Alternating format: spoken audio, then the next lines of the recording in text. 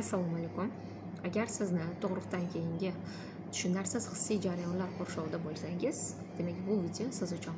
Assalomu alaykum. Men psixolog Sitorabon G'aybollayeva. Bugungi videomiz aynan ayollarimizda tug'ruqdan keyingi sodir bo'ladigan emotsional, psixologik jarayonlar haqida bo'ladi. Deyarli barcha ayollar agar tug'ruqdan keyingi 10 ta ayol olsak, hattoki hech bo'lmaganda bittasi tug'ruqdan keyingi depressiya jarayonini yashab o'tadi. Men bu atamani depressiya bilan emas, depressiya so'zi bilan emas, adaptatsiya so'zi bilan alishtirishni sizga tavsiya qilgan bo'lardim. Chunki depressiya so'zi insonda avtomatik ravishda negativ fikrlarini o'ylashga sabab bo'ladi. Xo'p, keling o'zi umuman tug'ruqdan keyingi depressiya nima bu? Qanaqa qilib uni adaptatsiyaga aylantirish mumkin? Biz ko'p ko'ramiz, inson ona bo'lishni juda ham ko'p kutadi. Onalik baxtiga erishishi, farzandini kutishni, farzandini sog'lom bag'riga olishni, uzoq kutilgan 9 oydan keyin va nihoyat diydorni hamma uni deyarli juda ham kutadi. Shaxsan menda ham shunaqa bo'lgan. Deyarli har kecha siz bolangizni quchog'ingizga olishni o'ylab quvonasiz, entikib ketasiz.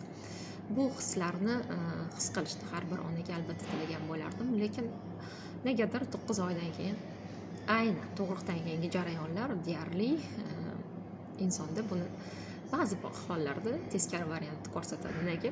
Inson tug'ruqdan keyin uni xayolida, uni obrazlaridagi mavjud bo'lgan baxtiyor ona obrazi negadir shakllanib qolmaydi. Nega? Nima, bizni bolaga bo'lgan mehrimiz o'zgaradimi yoki qanaqadir boshqa sabablar bormi ekan? Keling buni ko'rib o'tamiz.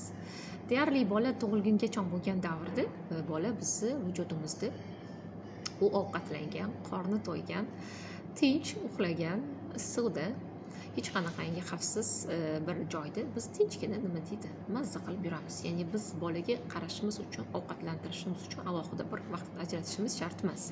Ya'ni bu alhamdulillah bu tabiiy jarayon, tabiiy tartibda ketadi. Lekin bola tug'ilgandan keyin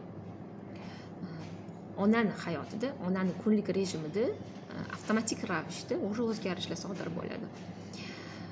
Bola bitta mustaqil inson.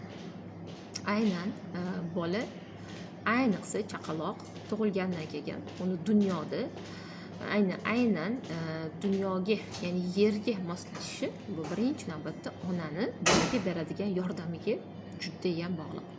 Chunki bolalar aynan onasini his qilishi, onasini hidini his qilishi, onasini tovushini his qilishi, onasini yurak urishini his qilishi bolani tinchlantiradi.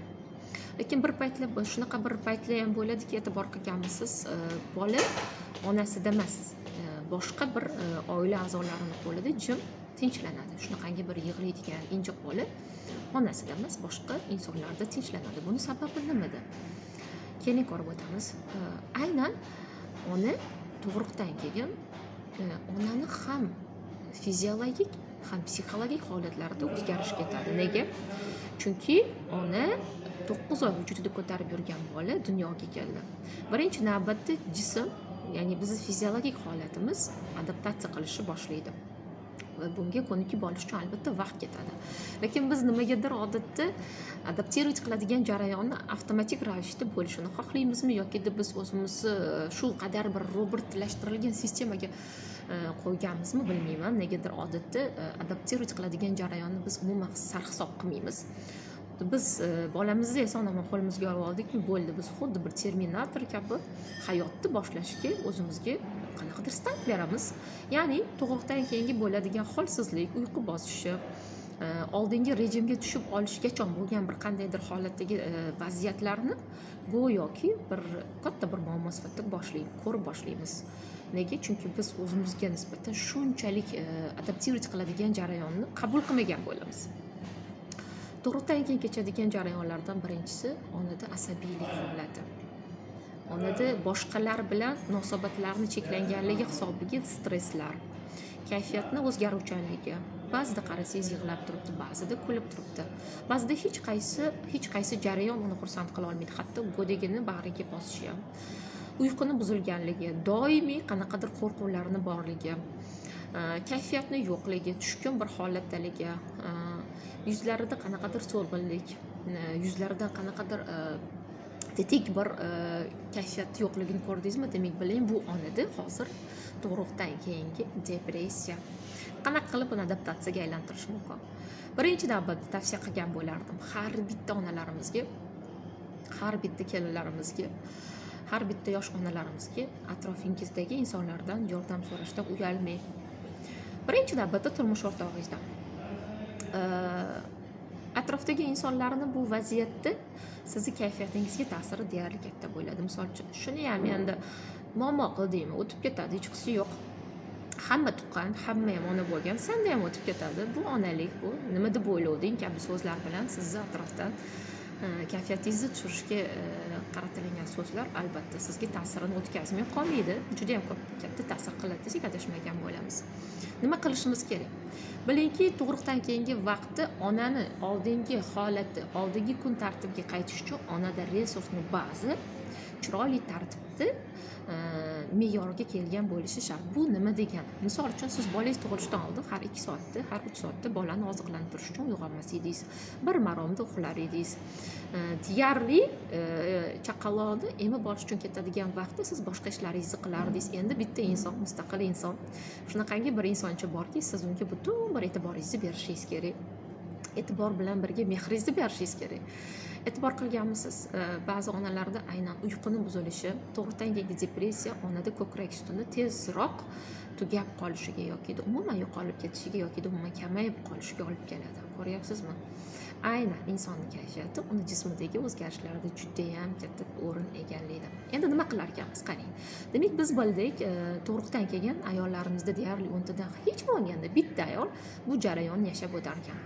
Birinchi navbatda, birinchisi atrofdagilardan yordam so'rashdan uyalmang.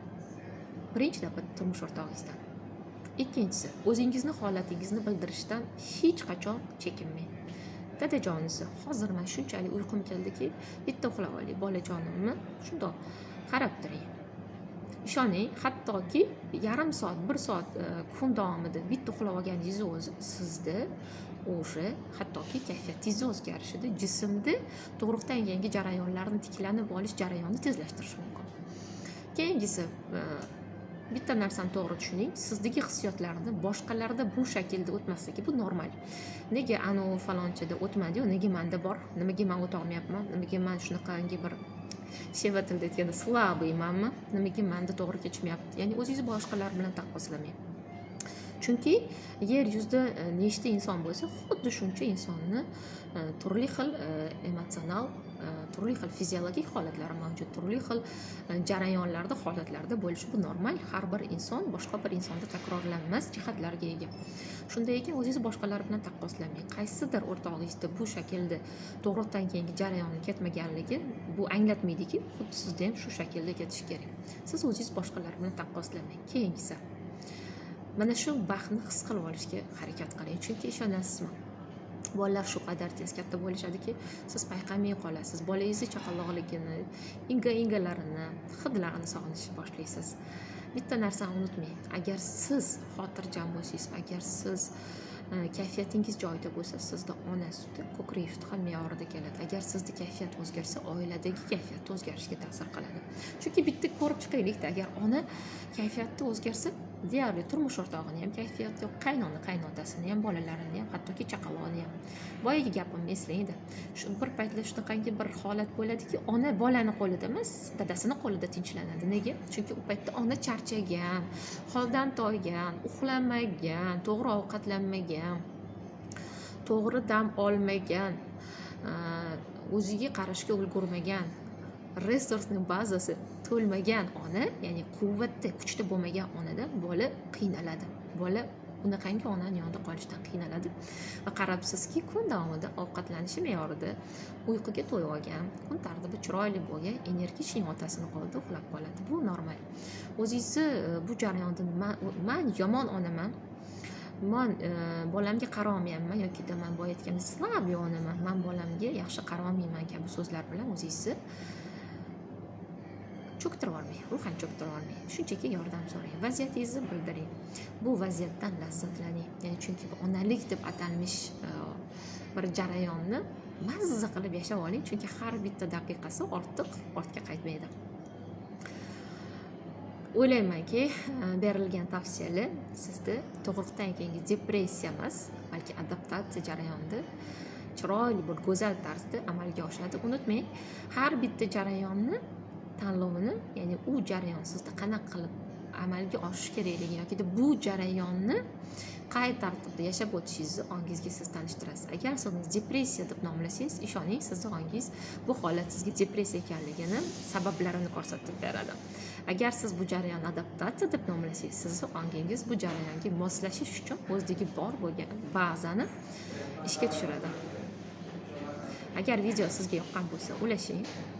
Yaqinda inshaalloh start oladigan Men ona bo'laman kursiga barcha ayollarimizni taklif qilaman. Inshaalloh gruppamiz yig'ilishi bilan darslarimiz boshlanadi. O'zingiz ehtiyot qiling.